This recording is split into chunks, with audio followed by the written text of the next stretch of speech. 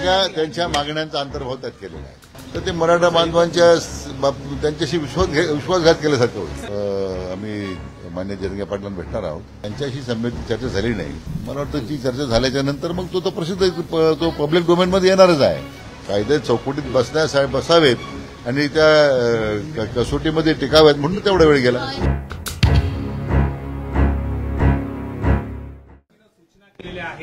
ज्या मुंबईला धरलं गेलं अशा पद्धतीनं कोणतीही कारवाई होऊ नये, रस्ते मोकळे केले जावेत आणि खास करून जिथं परवानगी नाही तिथं आंदोलन देखील करता येईल. हातकड्याचं म्हणणं आधी त्यावर काय असं आहे की मान्य उच्च न्यायालयाच्या निर्देशावर आता आपण भाष्य करू शकत नाही.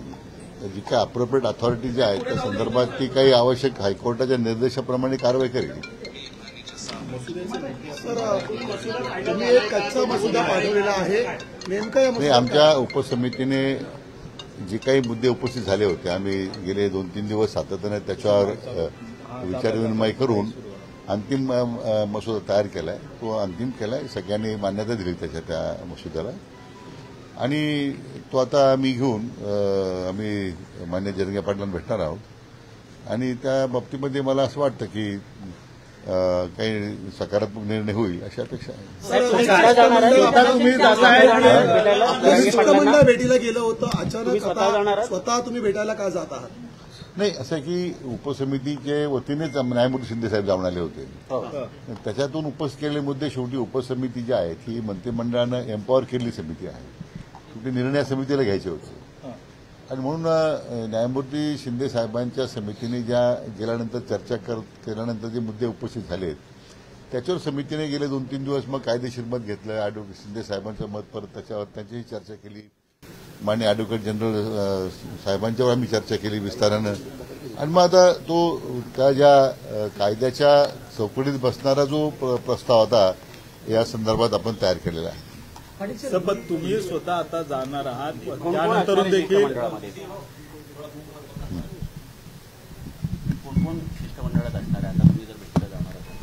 आता माझ्या समेत आमचे समिती सदस्य शिवेंद्रराजे भोसले साहेब आहेत, माननीय जयकुमारजी आहेत, गोरे आहेत, माणिकराव कोकटे साहेब ते जॉईन होत आहेत आम्हाला. कारण आता हे सगळ्या अचानक घडामोडी सगळ्या घडल्या.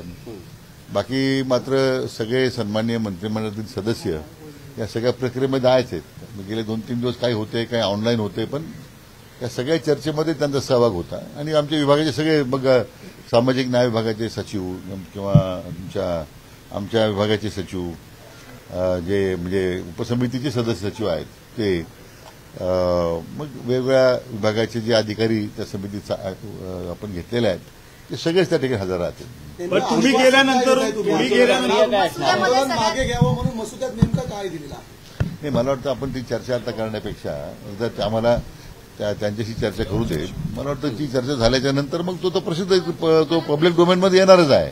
परंतु आम्हाला विश्वास आहे की शासनाच्या या भूमिकेमुळे मान्य जरंगे पाटील समाधानी होतील अशी आमची अपेक्षा आहे.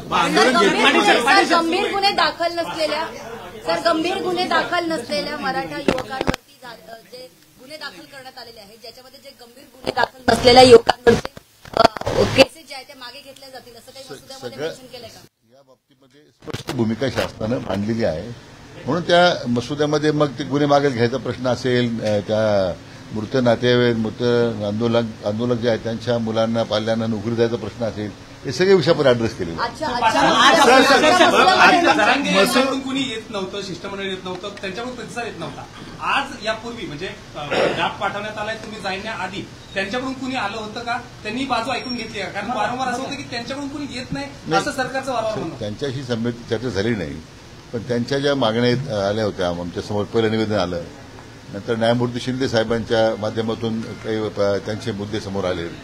म्हणून त्या कायद्याच्या प्रक्रियेमध्ये शेवटी बसले पाहिजे. आता हे आपण ताबडतोब काही निर्णय करून जाणं, उद्या त्या कायद्याच्या कसोटीला जर आपण टिकलो नाही तर ते मराठा बांधवांच्या त्यांच्याशी विश्वासघात केल्यासारखं होईल. सर, याला लागूनच प्रश्न जो ड्राफ्ट पाठवलाय त्या जर मान्य झाल्या, त्याचा जरांगीने स्वीकारला तर 100% कायद्यात चौकटीत सगळं बसेल काय विश्वास? म्हणून तर वेळ गेला ना. कायद्यात चौकटीत बसावेत आणि त्या कसोटीमध्ये टिकाव्यात म्हणून तेवढा वेळ गेला.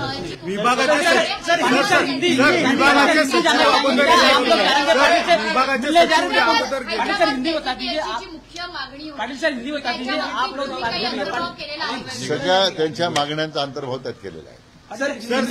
मात्र विभागाचे आयुक्त अगोदर गेले होते. सर आगे की प्रक्रिया क्या होगी? नहीं, अभी उन्होंने जो पिटीशन दिया था सरकार को, उसके तहत हमारे समिति ने न्यायमूर्ति शिंदे जी को वहां भेजा था. उनसे भी काफी विस्तारित चर्चा हुई और जो मुद्दे सामने आए हैं उसके ऊपर काफी गौर किया समिति ने. हमारी उपरी समिति ने गेले 2-3 दिन से काफी पहल की, यानी जो जुडिशरी एंगल से भी देखा है. एडवोकेट जनरल भी हमारे साथ उसमें 2 दिन लगातार हमारे साथ बैठे थे और ये पूरा एक मसूदा उसमें अभी तैयार होकर आया है.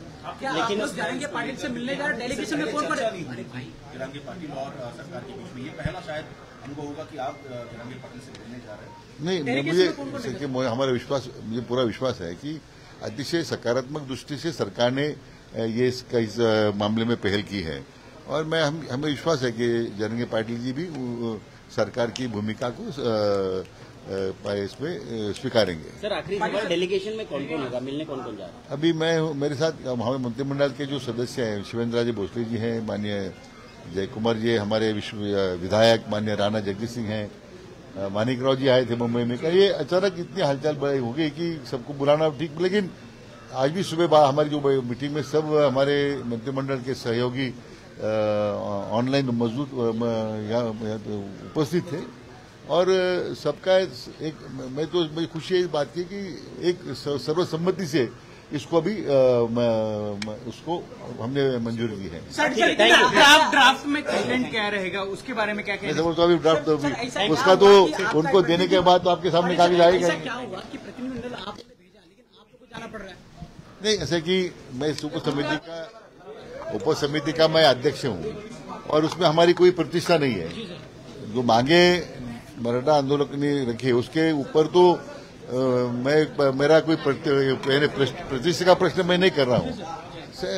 अंतिम लोग अपने अधिकार के लिए लोग आंदोलन कर रहे हैं तो उनके सामने जाना और उनसे बात करना, तो मैं तो समझता हूँ कि एक तो हमारा कर्तव्य बनता है. सर जो